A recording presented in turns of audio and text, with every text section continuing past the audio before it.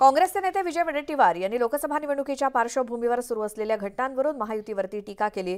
मानसिक त्रासामुळे खडसे परत भाजपमध्ये जात असल्याचं वडेट्टीवार म्हणालेत। तर नाशिकमध्ये कोणताही उमेदवार द्या, संघ आणि भाजप या एकाच नाण्याच्या दोन बाजू आहेत अशी टीका वडेट्टीवारांनी केली। दरम्यान सांगलीच्या जागेवरून राऊतांनी सामंजस्याची भूमिका घ्यावी असं आवाहन वडेट्टीवारांनी केलं।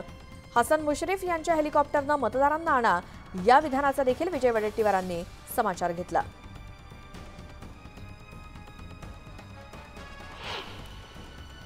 काल म्हणाले की आम्ही यावर नक्की मार्ग काढू आणि टोकाची भूमिका कोणी घेऊ नये अशी भूमिका मांडलेली आहे।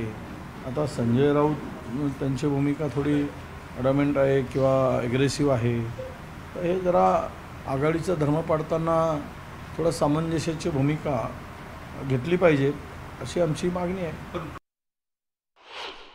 ना कोणी द्यावा, आता संघ आणि भाजप काय थोडंच आहे, एका नाण्याच्या दोन बाजू आहेत, बस दाखवायला वेगळं खायला वेगळं।